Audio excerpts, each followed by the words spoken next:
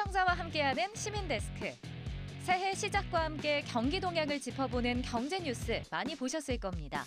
오늘 시청자 비평 리뷰 Y에서는 전 세계 경제 한파 소식이 들려오는 가운데 YTN이 전한 경제 전망 보도를 살펴봅니다. 이번 주 에필로그 Y 시간은 경제부 조태현 기자와 함께합니다. 새해 달라지는 경제 이슈부터 올 한 해 경제 전망까지 잠시 후에 만나보시죠.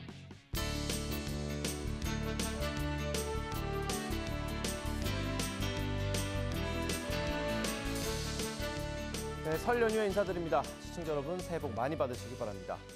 최근 칼바람이 이어지면서 영하권의 추위가 계속되고 있습니다. 당분간 건강관리 잘 하셔야겠습니다. 또 명절에 꼭 주의해야 할 게 있습니다. 바로 연휴를 노린 스미싱 범죄입니다. 명절 인사를 사칭한 문제, 나도 모르는 사이 피해가 발생할 수 있습니다. 여러 사례가 이미 많이 알려졌지만 피해는 끊이지 않고 있습니다. 출처가 확인되지 않은 의심 가는 문자는 바로 삭제하시고요. 개인정보 요청은 무시하시면 됩니다. 편안하고 안전한 설 명절을 위해서 거듭 주의 당부드리면서 이번 주 시민데스크 시청자 비평 리뷰 Y로 시작하겠습니다.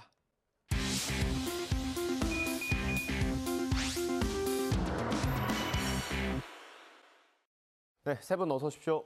안녕하십니까.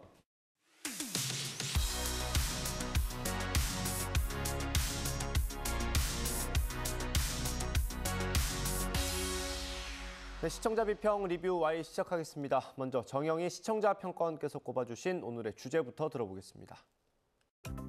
작년에는 계속되는 팬데믹 상황, 전 세계적인 고금리, 장기화된 우크라이나 전쟁으로 인해서 글로벌 경제 상황이 매우 좋지 않았는데요. 새해에는 좀 나아지기를 우리 모두가 바라고 있습니다.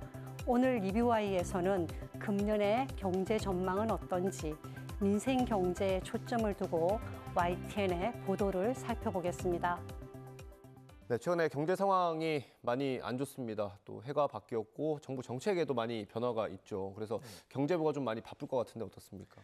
네, 연초가 되면 항상 저희가 보도하는 게 이제 경제 전망입니다. 새해가 되고 이제 해가 바뀌면 사람들이 뭐 올해는 집을 사야 될지, 뭐 이사를 가야 될지부터 이제 경제에 관한 여러 가지 생각을 하다 보니까 저희도 이제 그런 달라지는 어떤 정책이라든지 정부나 그 경제연구기관의 전망 이런 것들을 많이 제공하게 되는데요.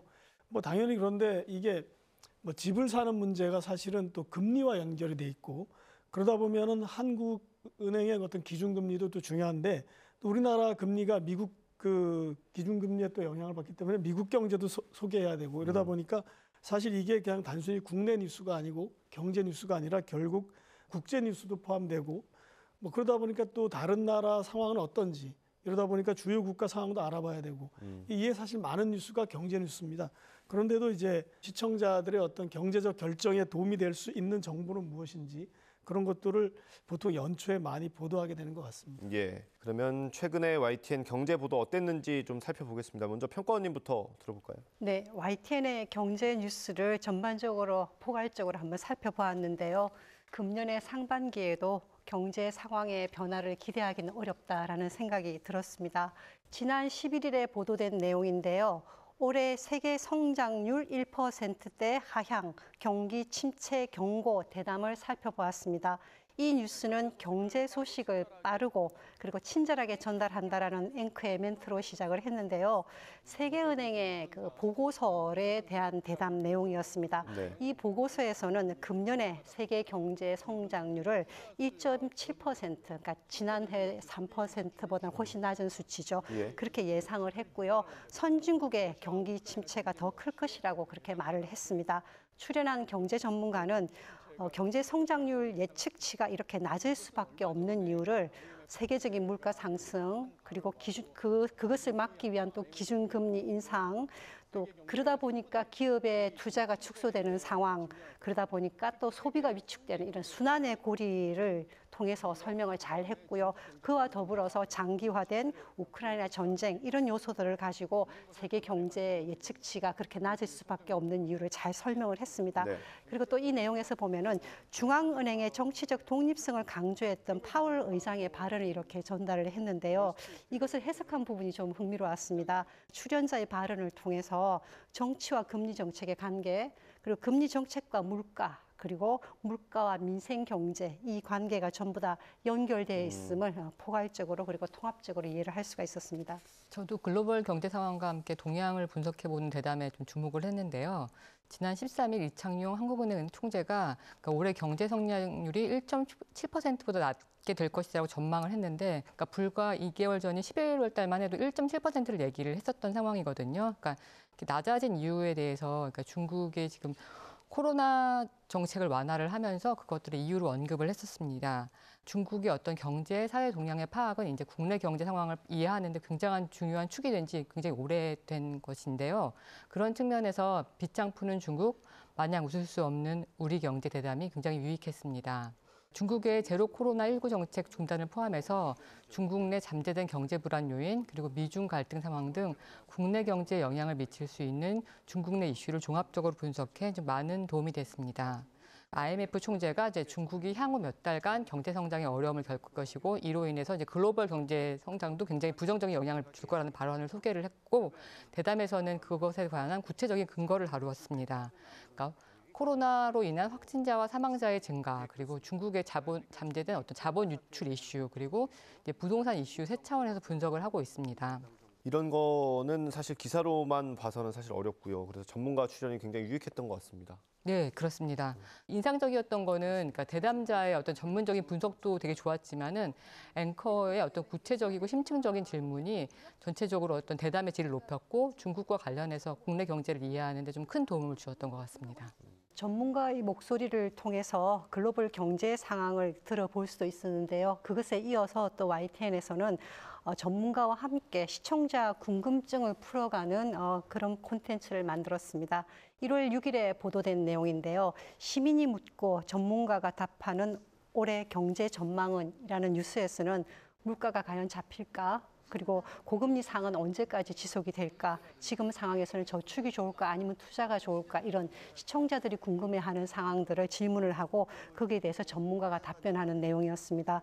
시청자들의 입장에서는 당면한 현실적인 문제이기 때문에 그 내용이 좀 더 저에게도 체감적으로 그렇게 다가왔었습니다. 네, 저도 뉴스가 있는 저녁 그 해당 코너를 되게 재미있게 봤는데요. 그 내용을 보면 앞에서 말씀하신 것처럼 뭐 물가 상황에 대한 예측이라든지 고금리 상황의 어떤 지속 여부, 그리고 저축과 투자 같은 것들과 관련해서 어떻게 가계를 운영할 것인지에 대한 계획을 이제 미리 예측할 수 있는 어떤 시민들이 피부로 느낄 수 있는 구체적 경제 상황에 대해서 이제 국책연구소 연구원과 경제학자 등 어떤 전문가 의견을 교차해서 전한 부분이 좋았습니다. 그러니까 더 많은 전문가를 섭외해서 이제 의견을 들었으면 좋겠다라는 생각도 또 한편으로 들긴 했지만은 약간 작은 부분이지만은 어떤 내용과 어떤 형식의 다양성을 추구하는 부분들이 굉장히 긍정적이라고 생각이 됩니다. 예, 우리나라 경제를 잘 알려면 사실 말씀해 주신 것처럼 그 해외 경제 상황을 잘 알아야 되지 않습니까? 관련 보도들 어땠는지 궁금하네요. 맞습니다. 지금 우리나라 경제가 굉장히 글로벌화돼 있고 또 경제 의존도가 높기 때문에 외국에 대해서 이 뉴스가 사실은 대부분 경제 뉴스이기도 합니다. 단순히 이제 미국 연방준비제도의 미국 기준금리 결정 소식뿐만 아니라 증시 소식 그런 건 이제 기본적인 소식이고 또 두 분께서 말씀하셨던 그런 그 미국과 중국 간의 대결 문제, 또 미국 내의 경제 문제, 중국 내의 어떤 방역 정책의 전환 문제를 사실은 경제적 관점에서도 많이 다루고 있습니다.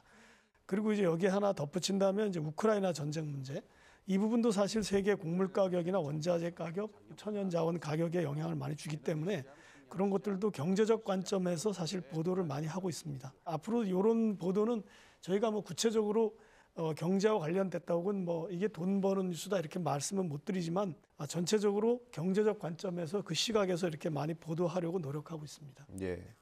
그 뉴스를 보시는 시청자 여러분들께서는 아마도 민생 경제에 대해서 관심이 많으실 것 같아요. 그래서 관련 보도들도 저희가 많이 하고 있는데 어땠는지 궁금하네요. 네, 특히 민생 경제에 좀 집중해서 많이 이렇게 한번 이번에 살펴봤는데요. 2023년에 달라진 여러 가지 제도의 변화 이런 거에 대해서도 YTN이 좀 집중적으로 보도를 하고 있었습니다. 돌베기 부모의 부모급여, 새해 바뀌는 복지제도라는 뉴스에서는 금년부터 부모급여가 도입이 되고요. 그리고 자립준비 청년 자립수당을 인상한다는 내용. 이건 왜 우리가 몇 번의 기사를 통해서 자립하지 못하고 청년들이 어려움을 겪는 걸 여러 번 봤었습니다. 예. 그런 사람을 위해서 이제 인상이 된다는 내용을 알려줬고요. 그리고 기초생활보장 생계급여액이 인상된다는 내용, 그리고 장애수당 단가가 인상된다라는 것, 육아휴직기간 확대 등 이런 많은 변화를 잘 알려주었습니다. 부동산 관련 뉴스도 당연히 시청자에게 중요한데요. 1월 4일에 보도된 내용인데요. 안심 전환대출 흥행 실패, 특례 보금자리론 곧 출시라는 뉴스는 안심 전환대출이 상품이 왜 인기가 없었는지 그 이유를 잘 설명을 했고요. 네. 그리고 특례 보금자리론과의 차별점을 비교해서 이렇게 알려주었기 때문에 이해가 굉장히 쉬웠습니다.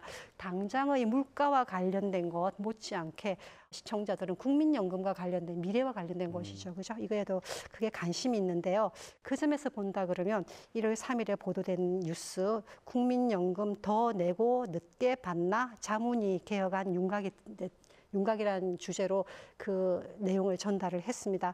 연금개혁특별위원회 소속의 민간자문위원회가 연금개혁 논의의 큰 틀을 제시했다라는 이 내용을 전체적으로 전달을 했는데요. 하지만 조금은 아쉬운 점이 예. 있었습니다. 그러니까 연금을 언제부터 받게 되는지 사실상 그런 뉴스가 가장 큰 정보적인 의미가 있는데요. 그 부분은 약간은 아쉬웠지만 예. 좋은 뉴스였습니다. 저는 은행계 소식을 전한 보도를 살펴보았는데요.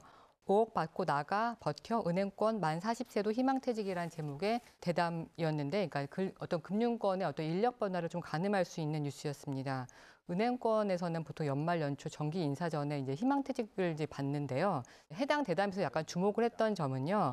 그러니까 기존의 어떤 희망퇴직 연령이 보통은 50대였었는데 40대까지 내려가고 그러다 보니 퇴직의 규모가 커진 점, 그리고 또 회사가 제시하는 퇴직 조건이 좀 나름 괜찮다는 점들이 이제 과거와 달라진 점이고 이것들을 중심으로 이야기를 다루고 있습니다. 먼저 그 괜찮은 퇴직 조건과 관련해서, 그러니까 사실 지난해 은행이 역대급 실적을 올린 것과 좀 관련이 있는데요. 이제 언론을 통해서 많이 알려진 것처럼 이자 수익을 통해서 은행마다 이제 기본급의 300%에서 400%라는 어떤 성과급 잔치를 이제 벌인 바 있어서 이제 관련해서 좀 약간 비난 여론이 있었습니다. 퇴직 대우 또한 사실은 이러한 이자 수익 때문에 이제 가능한 일인데요. 그런데 이런 이자 수익이라는 것이 사실은 어떤 은행의 노력으로 만들어졌다기보다는 시민들의 주머니에서 나온 거죠. 근데 어떻게 보면 그들만의 성과급, 퇴직금 잔치를 벌이는 데 대해서 이제 앵커나 전문가 모두 뭐 그런 지적을 할 수 있어 보인다라든지 뭐 비판 시각이 있을 수 있다. 하지만 뭐 그런 것들이 가능한 게 은행이 뭐 실적을 많이 올려서 그러는 거 아니라는 반박도 있다라는 식으로 사실은 뭐 비판은 일부의 시각이고 뭐 수익이 많이 나와서 가져가는 게 왜 문제냐는 식으로 좀 이야기를 펼쳐갑니다. 예. 네. 그러니까 이자로 고통받는 서민들의 시각은 전혀 고려되지 않았다. 뭐 이렇게 보시는 건가요? 네, 그렇죠. 다수가 약간 어려움을 감당을 하고 있고 그로 인한 어떤 대가를 소수가 누리는 상황인데 이제 언론이 은행 편에 서서 뭐 그런 시각이 있을 수도 있다라고 다루는 게 적절한지 좀 의문입니다. 그리고 사실은 그런 수익이 어떻게 발생하는지에 대한 고려를 해야 되고 그런 수익 이면에 다수가 갖고 있는 어떤 고통에 대한 이제 배려가 전혀 없어 보이는 점도 문제라고 생각을 하고요. 그리고 이제 대담에서 어떤 전문성을 갖춘 대담자들을 찾는 것만큼이나 그러니까 대담을 이끌어가는 앵커의 역량이 이제 앞서서도 말씀드렸지만 중요한 것 같은데요. 그러니까 좋은 답변을 이끌어내고 그러니까 문제적인 발언이 나올 때는 이제 반박을 하거나 정정을 하는 것들, 그리고 논쟁이 되는 사안에 대해서는 열려 있고 또 되게 다양한 의견을 드러낼 수 있는 역량이 좀 필요하고 앞으로 좀 그런 것과 관련된 것들 기대해 보겠습니다. 네. 앵커의 역량이 중요하다는 말씀 제가 새기겠습니다. 예. 평커님 이어서 말씀 주세요. 네, YTN 경제부 보도를 살펴보면 각종 피해로부터 시청자를 이렇게 보호하기 위해서 피해 주의를 이렇게 알리는 그런 뉴스들이 좀 있습니다. 시청자, 시민을 보호하는 것도 언론의 정말 중요한 역할 중에 하나이라고 생각합니다. 지난 10일에 보도된 내용인데요. 2,700채 전세 사기 건축왕은 멀쩡, 600세대는 경매 절차 시작이라는 뉴스에서는 건축왕으로 불리는 한 개발업자가 전세 사기 사건을 벌인 일을 다루었는데요. 전세 사기범들의 수법과 피해 현황, 그리고 재발 방지 대책까지 연속해서 이렇게 보도하여서 시청자에게 큰 도움이 되었습니다. 1월 2일에 보도된 내용인데요. 벤츠가 800만 원, 중고차 허위 매물 사이트 적발이라는 뉴스와 그리고 8일의 내용, 보증보험 든 집 절반 이상 깡통주택 체납액 확인 필수라는 이 뉴스도 동일한 맥락에서 이해를 할 수가 있습니다. 특히 금방 뉴스 중에서 두 번째 뉴스는 임대업자가 보증보험에 가입되어 있지만 그중 절반 이상이 깡통주택이고요.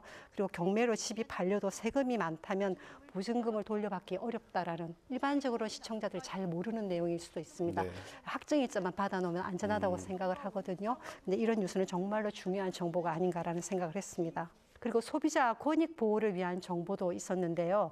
1월 5일의 뉴스, 물품형 모바일 상품권 가반이 유효기간 3개월 불가라는 뉴스가 있었는데 이미 이 시장 규모는 6조 원대라 그러니까 뭐 작은 규모는 아니죠, 그죠? 그런데 이 모바일 상품권의 절반 이상이 유효기간이 3개월 이하라고 합니다. 짧기 때문에 개선이 필요하다는 내용인데요.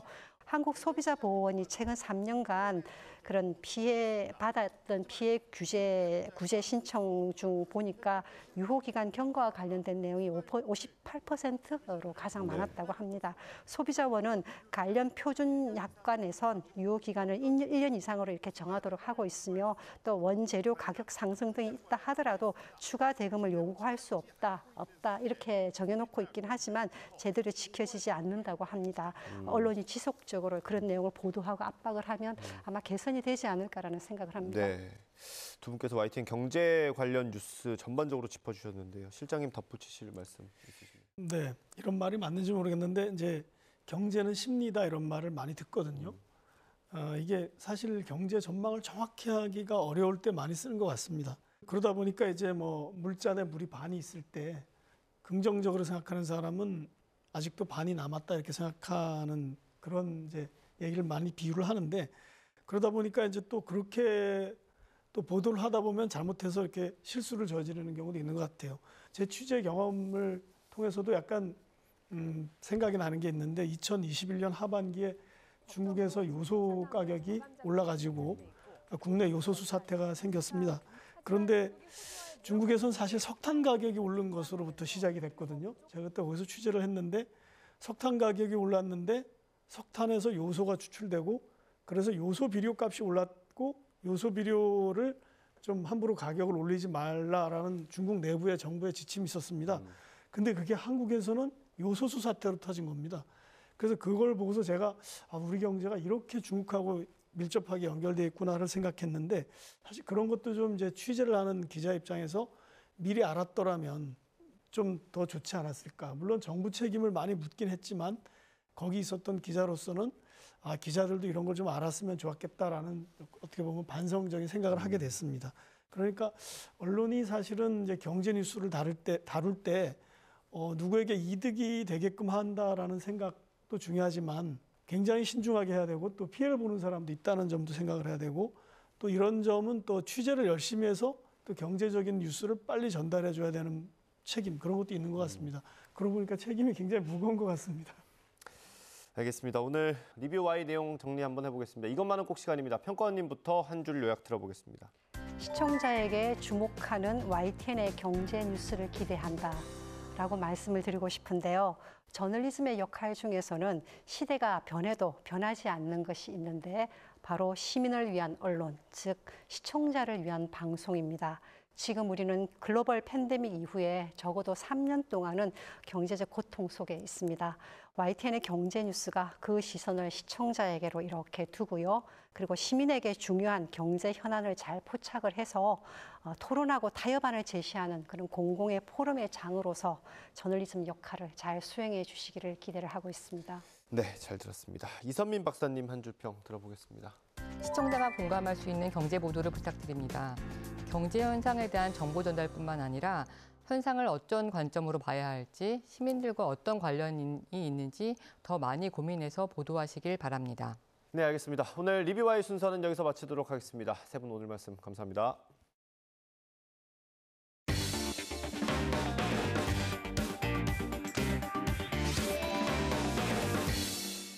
뉴스 제작 뒷얘기를 들어보는 에필로그 Y 시간입니다. 오늘은 경제부 조태현 기자와 함께합니다. 미리 챙겨두면 좋을 생활에 꼭 필요한 필수 정보를 알려준다고 합니다. 지금 바로 만나보시죠. 새로운 해가 밝으면서 주목해야 할 많은 이슈가 있죠. 오늘 이 시간을 주목하신다면 한눈에 살펴보실 수 있습니다. 경제부 기자가 직접 정리해주는 제도 변화부터 올 한 해 경제 전망까지 2023년 달라지는 경제 이슈 총정리. 오늘 에필로그 Y 시간 경제부 조태현 기자와 함께합니다. 네, 어서 오세요. 네, 안녕하세요. 반갑습니다. 네. 자, 2023년 올해 좀 바뀌는 경제 이슈들이 많이 있더라고요. 시청자분들이 이제 뉴스 보시면서 네. 헷갈리실 부분이 많을 것 같은데 좀 하나하나 짚어보도록 하겠습니다. 먼저 실생활에서 달라지는 부분이 있다고 했어요. 어떤 것들이 있나요? 사실 뭐 매년 많은 제도들이 바뀌고 있죠. 근데 올해 좀 눈에 띄는 거 찾아보니까 일단 첫 번째로는 유류세 인하 조치가 어느 정도 환원된 거. 지금까지 국제 유가가 굉장히 빠르게 오르면서 유류세 인하 조치가 지난해 말에 37%까지 높아졌었거든요. 이게 25%로 다시 환원이 됐어요. 네. 그다음에 특례 보금자리론. 요거는 좀 관심들이 많으실 것 같아요. 여기서 가장 크게 좀 특징이라고 볼 수 있는 거는 지금까지 정책 대출 상품은 대부분 소득 제한 같은 것들이 강하게 들어가거든요. 근데 이번에는 굉장히 파격적이에요. 소득 제한이 없어요. 그리고 DSR 규제도 여기에서는 포함이 되지 않고 있거든요. 이 내용은 조만간 발표가 정확하게 나올 것 같고요. 그다음에 부모급여는 만 0살은 월 70만 원, 만 1살은 월 35만 원 이렇게 지급하는 내용이 올해 초부터 지금 시행이 되고 있습니다. 그다음에 이 유통기한 대신 소비기한이 적용되는 거 이것도 관심이 많으실 것 같은데 기존에는 유통기한이 있어갖고 이건 상품이 유통되는 기한을 말하거든요. 근데 실제로 소비할 수 있는 거는 이거보다 조금 더 길어요. 네. 그래서 쓸데없이 음식물이 너무 많이 버려진다, 너무 많이 폐기된다 이런 비판이 많아서 이제 소비기한이 새로 도입이 됩니다. 근데 일단 올해는 계도 기간이고요. 이후부터 정식으로 적용이 되게 됩니다. 네. 이외에도 또 부동산 시장에서도 달라지는 부분들이 있잖아요. 일단 뭐 부동산 시장 안정화를 위해서 규제 완화가 좀 되는데 몇 가지 여기서 포인트를 짚어주신다면요? 일단은 뭐 말도 많고 탈도 많은 종합부동산세, 네. 종부세가 좀 변하게 되는데요. 올해부터는 이주택자에 대한 중과세, 그러니까 종부세를 강하게 물리는 중과가 폐지가 됩니다. 그다음에 지금 양도소득세도 다주택자에 대해서는 중과를 하고 있었는데 이게 윤석열 정부 출범 뒤에는 완화가 됐어요. 이 조치도 2024년까지는 계속 이어지게 됐습니다. 그다음에 재건축 안전진단 기준을 완화하고요. 또 최근에 발표가 나온 것들이 있는데 규제 지역을 뭐 강남 3구, 용산구 정도 제외하고는 전부 다 풀고 대출 규제도 많이 완화하기로 했죠. 이 전반적인 흐름을 보면은 전반적으로 지금 부동산 경착륙을 막기 위해서 규제를 완화하는 흐름이다 이렇게 볼 수 있겠는데요. 들어보시면 알겠지만 대부분의 규제 조치 완화가 다주택자에 초점이 좀 맞춰져 있어요. 네. 그래서 자칫 이게 부동산 연착륙이라는 정책 목표 달성에는 실패하고 이 다주택자 그리고 투기 세력에 꽃길만 깔아주는 게 아니냐 이런 우려도 좀 나오고 있는 건 사실입니다. 그럼 부동산 시장이 이번 대책 통해서 조금 활성화될 걸로 보시나요? 사실 지금 모든 자산 시장의 이슈는 기준금리라고 봐야 돼요. 기준금리가 빠르게 오르면서 자산 시장으로 가는 자금이 줄어들고 그게 자산 시장에 타격을 줬거든요. 근데 여러 가지 조치들이 있지만 기준금리 인상을 이겨낼 만한 조치라고 보이는 건 사실 없어요. 그렇기 때문에 기준금리 인상이 끝났다. 내지는 앞으로는 기준금리가 여기 정점을 찍고 내려가게 될 거라는 신호가 명확하게 나오기 전까지는 자산 시장의 어떤 반등을 기대하기는 사실은 쉽진 않아 보여요. 기준금리 얘기를 해주셨는데 아마 시청자분들도 작년에 이어서 올해도 기준금리 인상에 굉장히 관심을 많이 갖고 계실 것 같습니다. 올해 기준금리 인상 좀 전망은 어떻게 좀 봐야 할까요? 일단은 이번에 한국은행이 또 25bp 기준금리를 올렸거든요. 그래서 연 3.5%가 됐는데 이게 그러니까 1년 한 반 만에 기준금리가 3%포인트나 오른 거란 말이에요. 굉장히 높게 많이 올랐어요. 그러다 보니까 부작용들도 굉장히 많이 나타나고 있습니다. 대표적인 게 대출받은 사람들의 그 대출 금리, 이자 부담이 너무 커졌다는 점. 근데 대출받은 사람들의 이자 부담이 이렇게 커지면 그 사람들이 그만큼 소비를 못하게 될 거 아니에요. 그러면은 소비가 내수가 타격을 받고요. 내수가 타격을 받았으면은 전체적인 경제 성장률이 주저앉게 되겠죠. 그렇게 되면은 사람들의 소득은 또 줄어들게 됩니다. 그런 소비는 더 못하게 될 거고요. 이게 악순환 구조가 되거든요. 그렇기 때문에 지금 이미 이런 문제점들이 나오고 있기 때문에 한국은행도 고심이 굉장히 많을 겁니다. 한국은행이 지금 최종 금리를 3.5에서 3.75% 정도로 잡았거든요. 네. 그렇다면 한 번 정도 더 올릴 수 있는 여지가 남았는데 이거를 한 번 더 올릴 것이냐 아니면 지금 3.5 정도 수준에서 계속 유지를 하면서 어떻게 물가를 안정시키는 정도로 계속 가게 될 것이냐 이 부분에 고심이 굉장히 클 것으로 보이거든요. 그래서 결국에는 일단은 1분기 기준금리 인상은 이 정도로 마무리가 될 것 같고요. 그 이후로 물가 상승률이 어떻게 되냐 그리고 미국 연방준비제도가 기준금리를 어떻게 조정하냐에 따라서 한국은행도 여기에 따른 결정을 하지 않을까 이렇게 볼 수 있겠습니다. 이렇게 다양한 변화 속에서 시청자분들이 가장 크게 체감할 만한 변화는 어떤 것을 좀 꼽아볼 수 있을까요? 사실 우리한테 제일 와닿는 거는 지난해를 되돌아보면은 물가였죠. 네. 그게 아마 올해도 좀 이슈가 될 것 같은데요. 우리나라의 지난해 12월 물가를 보면은 소비자 물가 상승률이 5%가 나왔어요. 그래서 지난해 7월 정점을 찍고 나서는 조금씩 하락하는 모습을 보이고 있는데 그 하락폭이 그렇게 크진 않아요. 거기다가 한국은행, 정부의 정책 목표인 2%는 크게 웃도는 상황이거든요. 또 하나가 있는데 이 소비자 물가에서 석유류하고 식료품을 제외한 걸 근원 물가라고 합니다. 이 두 개가 워낙 가격 변동이 크니까 이걸 빼고 나머지를 계산을 한 거예요. 그런데 이게 여전히 크게 낮아지는 모습을 보이지 않고 있고요. 그러니까 물가의 기조적인 흐름 자체는 여전히 오름세를 보이고 있다 이렇게 볼 수 있고 두 번째는 기대 인플레이션율이 있는데 이것도 굉장히 높은 상황이거든요. 기대 인플레이션율은 경제 주체들이 전망하는 물가 상승률을 말하는데 이게 계속 높다면은 앞으로 기업들이 이렇게 물가가 높아질 건데 왜 지금 투자를 하겠어 이렇게 될 수도 있고요. 이런 것들이 물가에 직접적인 영향을 미치게 됩니다. 그래서 아직까지는 물가 하락세가 그렇게 눈에 띄지는 않을 것 같고요. 지금 하반기쯤이나 돼야지 물가 조금 이렇게 안정세에 접어들지 않을까 전망을 해볼 수 있겠습니다. 올해 전체로는 여전히 5%대 굉장히 좀 높은 물가 상승률이 올해도 이어지지 않을까 전망을 해볼 수 있겠습니다. 네. 그 경제부 기자로서 작년에도 그렇고 올 한 해도 다양한 이슈들을 전해주실 텐데 가장 중점되고 있는 부분이나 뭐 주목하고 있는 부분도 있을까요? 역시 기준금리죠. 네. 오늘 모든 게 다 기준금리로 좀 통하는 것 같아요. 사실 기준금리는 모든 경제 현상에 다 영향을 크게 미치기 때문에 원래는 25bp씩 점진적으로 조정을 해왔거든요. 네. 그런 것들이 지난해에 많이 깨졌습니다. 그래서 기준금리의 어떤 그 효과, 인상 효과도 올해 나타날 것이고 거기에 따른 부작용도 올해 나타나게 될 거예요. 그래서 부작용이라면 역시 경기 침체를 들 수 있을 텐데 지금 이 부분에 대해서도 굉장히 좀 논의가 많습니다. 첫 번째로는 기준금리 인하에 따른 경기 침체가 나타난 뒤에 경기가 빠르게 회복할 거다. 그러니까 이렇게 U자형으로 회복을 할 거다. 이런 논의가 하나 있고요. 경기 침체가 온 다음에 L자형으로 장기 침체로 이어질 거다. 이런 논의가 하나 있습니다. 그런데 이 두 논의의 공통점은 최소한 올해 상반기까지는 경기가 아주 안 좋을 거다. 이 부분이라고 볼 수 있거든요. 네. 그래서 기준금리 조정이 앞으로 어떻게 될 것인지 실제로 그리고 기준금리를 조정한 여파는 한 1년 정도 시간을 두고 실물 경제에 영향을 미친다고 보거든요. 그래서 그런 영향이 과연 올해 어떻게 나타날 것인지가 가장 큰 이슈가 될 것 같습니다. 이렇게 많은 변화가 있는 만큼 시청자분들이 뉴스를 올해 더 많이 보시지 않을까 싶은데요. 네. 내가 좀 이렇게 궁금한 경제 이슈가 있다 할 때 경제 뉴스 어떻게 찾아보는 게 좀 효과적일까요? 사실 요즘은 경제 뉴스를 찾아보기가 굉장히 좀 쉬운 상황이 됐죠. 네. 제가 공부할 때만 해도 뭐 도서관 가서 책을 찾아본다든지 PC 통신을 찾아본다든지 네. 이렇게 했었는데 많이 쉬워졌습니다. 그런데 이게 또 문제가 가져오는 게 사람들이 자기가 원하는 뉴스만 좀 찾아보는 경우가 많은 것 같아요. 예를 들어서 저 같은 무주택자들, 집을 마련해야 되는 사람들이 부동산 뉴스만 찾아보면요. 기준금리를 한 10%까지 올렸으면 좋겠다라는 생각을 하게 됩니다.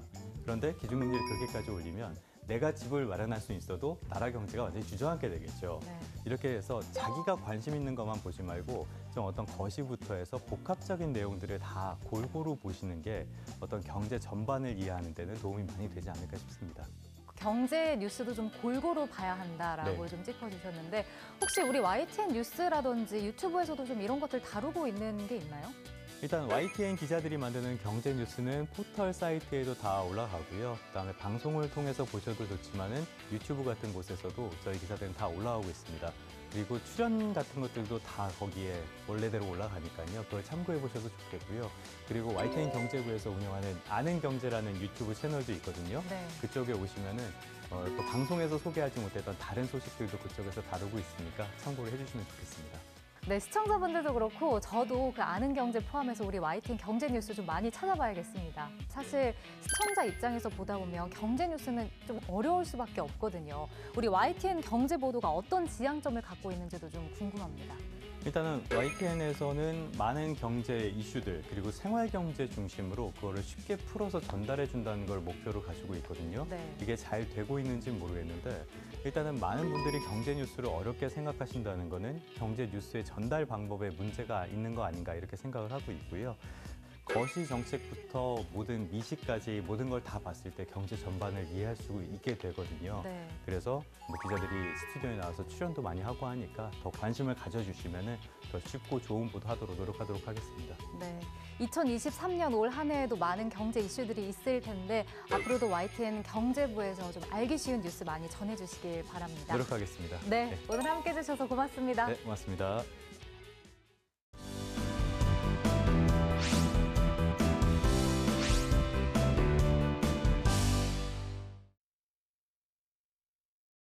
안녕하십니까. YTN DMB 시청자위원회 2023년 첫 번째 회의를 시작하도록 하겠습니다. 오늘은 특집 프로그램 장벽 없는 세상을 위하여를 대상으로 시청자위원회 위원님들의 좋은 의견 개진을 부탁드리도록 하겠습니다.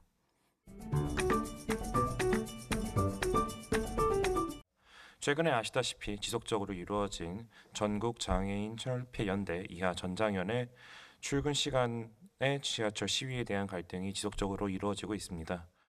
인터뷰어의 멘트 중에 정부에서 지원하는 휠체어 관련 지원 사업이 없다는 점에 놀랐고 그러한 상황 하에서 자신은 5대의 휠체어를 지원했음을 코멘트하였는데 제가 조사하기로는 한국장애인개발원의 장애인보조기구 지원사업, 중앙보조기기센터의 장애보조기기 건강사업 등 정부와 지자체가 운영하고 있는 장애인 보조기기 관련 사업이 현재 기준으로도 다수 발견되고 있고요. 그 외에도 사설기관과 후원기업 등이 결부하여 장애인들을 대상으로 한 장애인 보조기기 관련 사업이 다수 있다는 점에서 해당 인터뷰어의 코멘트가 적절했는지가 자체가 의문으로 남습니다.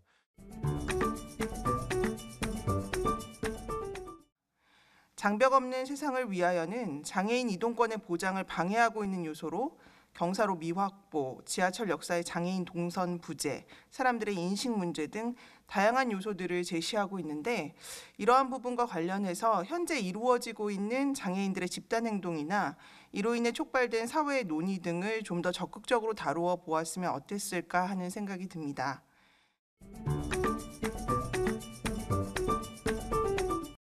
연출자는 장애인의 이동권 문제가 얼마나 심각하며 해결이 어려운 것인지, 그리고 이를 해결하고자 얼마나 많은 사람들이 함께 돕고 있는지, 하지만 여전히 현실은 장애인들에게 얼마나 큰 장벽으로 다가오는지 등 실제 장애인의 현 상황을 생생하게 보여주고 느끼게 해줍니다. 또한 우리가 문제를 해결하는데 어떤 방식으로 함께 할 수 있는지 알리는 데 주력하고 있습니다. 실제 장애인들의 제언은 정서적인 접근을 통해 염려와 걱정 등의 감성을 끌어내 주었고, 전문가와 여러 단체의 후원 프로젝트는 인지적 접근 방식으로 해결 방안의 단초를 제공해 주었습니다.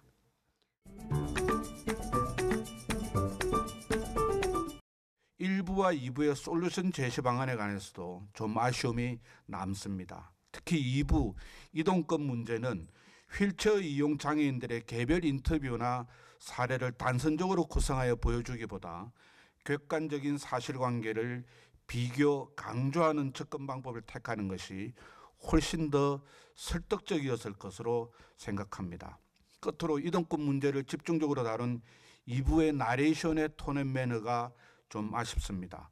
얼핏 동일한 이슈인 듯 하나 1부와 2부는 그 의미가 차별적이고, 특히 2부의 이동권 문제는 구체적인 사례와 대안을 제기하는 것이 보다 명료한 프로그램 메시지일 것으로 판단되므로 2부 나레이션은 1부의 부드럽거나 가벼운 톤과는 다른 톤 앤 매너로 차별화하는 시도가 필요하지 않았을까라고 생각을 합니다.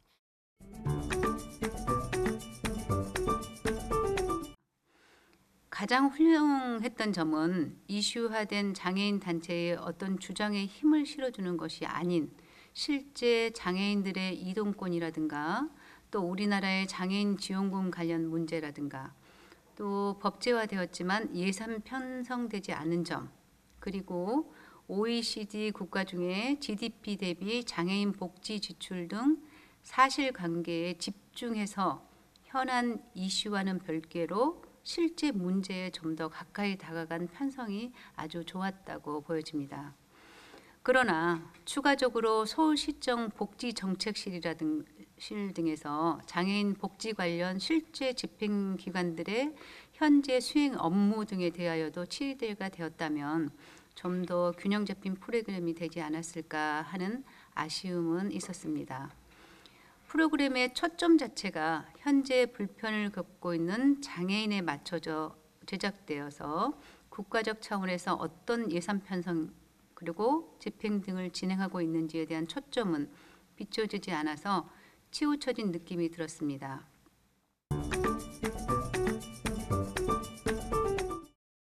일부에서 보여준 신채린 어린이와 어머니가 저상버스를 타면서 주위의 시선과 마음의 불편함이라는 눈에 보이지 않는 장벽을 넘는 모습, 그리고 2부에서 교통사고로 하반신 마비가 된 함정균 씨가 혼자 탄 엘리베이터나 지하철을 탈 때마다 마음이 편치 않아 이상하게 부담스럽고 미안하다고 하시는 모습을 보면서 본 위원이 프랑스 출장 중에 허리를 크게 다쳐 당시 제가 도움을 구한 적도 없는데 어디선가 나타나 과하지 않은 딱 필요한 정도의 도움과 배려를 부담스럽지 않은 몸짓과 부담스럽지 않은 시선으로 베풀고 저의 안전한 이동을 지켜봐준 여러 프랑스인들의 모습에서 교통약자였던 본 위원에 대한 존중과 배려를 느꼈었습니다.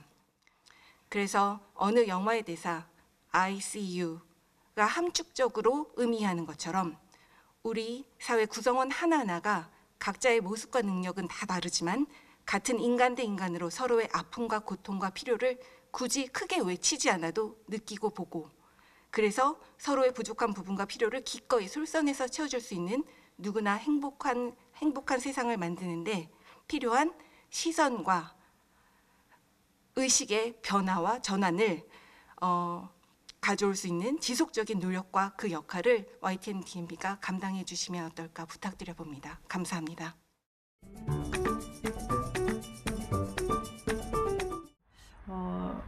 일부에서는 이 대중교통을 이용하는 모습에서의 나레이션이 굉장히 공감 가는 부분이었는데요. 여기에 이동이 용이할 수 있도록 맞춤 수동 휠체어에 이 동력 장치를 달아서 이동의 편리함을 제공하는 이 소셜 벤처 스타트업과 그리고 이에 후원을 하는 기업의 훈훈한 모습이 방송을 통해 소개됨으로써 앞으로 이제 사회적 약자를 위한 문제 해결에 많은 정부와 기업과 사람들이 적극적인 기여를 할 수 있는 계기가 되는 방송이 아니었을까 하는 생각이 들었습니다. 개인적으로는 그러한 후원 업체와 그리고 스타트업 그리고 다양한 정부의 역할들에 대해서 좀 많이 좀 많이 보여지는 방송 부분이 좀 나왔다면 어땠을까 하는 조금 아쉬움이 남았고요. 또한 이제 장애를 가졌지만 이 스스로 삶을 개선하고 개척하기 위해 노력하는 장애 아동들의 모습을 보면서 그들 또한 한국의 미래를 책임지는 이 대한민국의 일원이구나라는 생각을 했습니다.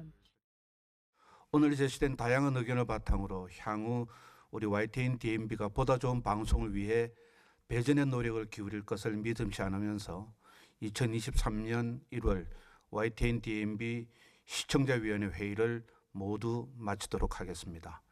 수고하셨습니다. 고맙습니다. 시민데스크는 시청자 목소리로 YTN을 깊이 되돌아봅니다. 방송에 대한 여러 의견들 SNS와 홈페이지, 전화로 남겨주시고요. 저희는 다음 주 다양한 시청자 의견으로 돌아오겠습니다. 시청해주신 여러분 고맙습니다.